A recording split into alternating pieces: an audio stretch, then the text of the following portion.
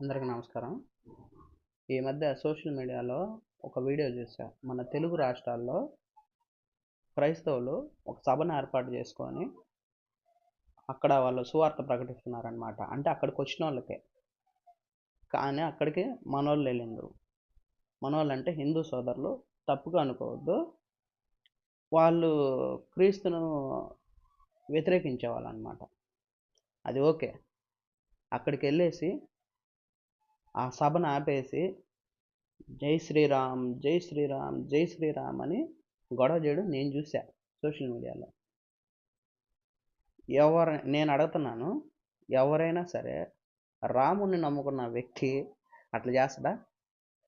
రాముడు అట్లా చేయమని చెప్పిండా? బాగా ఆలోచించాలి, బాగా వినాలి. వాళ్ళని నేను తప్పు పట్టడం లేదు. వాళ్ళు అన్నారు ఓకే.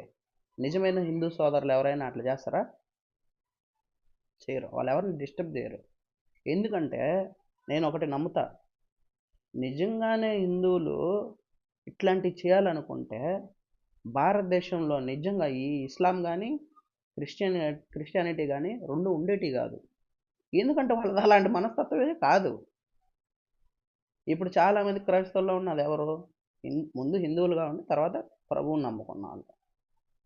ఇప్పుడు ఈ జై శ్రీరామ్ అని చెప్పేసి మీటింగ్లు ఆపేస్తున్నది ఎవరు? వాళ్ళని హిందువులు అంటారా అని మీరు హిందువులే డిసైడ్ చేయండి. మేము డిసైడ్ చేయం. ఎందుకంటే రాముడు ఎప్పుడు అట్ట చెప్పడు. రాముడు మహానుభావుడు, చాలా గొప్ప వ్యక్తిత్వం ఉన్న వ్యక్తి ఆయన. ఆయన గురించి మీకు తెలియకపోతే ఫస్ట్ తెలుసుకోండి.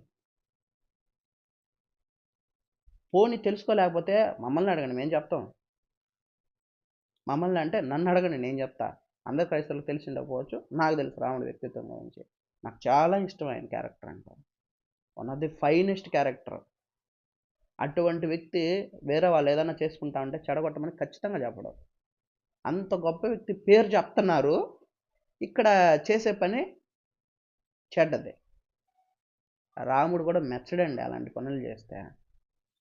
మీరు రామాలయం దగ్గర రాముడి గురించి చెప్పండి, నేను వస్తా ఇంటా, నేను యాక్సెప్ట్ చేస్తా. ఆయన గురించి గొప్పగా చెప్పండి.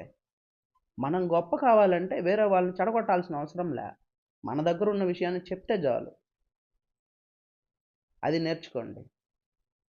ఇది మీకు తప్పుగా అనిపించినట్లయితే నన్ను క్షమించండి. నేను ఇందులో ఎవరిని తిట్టడం లేదు. ఇట్లా చేసే వాళ్ళని ఏమంటారో తెలుసా? మతోన్మాదులు అంటారు. నిజానికి అది వాళ్ళు కూడా చేయరు, ఎవరో చేపిస్తున్నారు వాళ్ళతో. జై హింద్.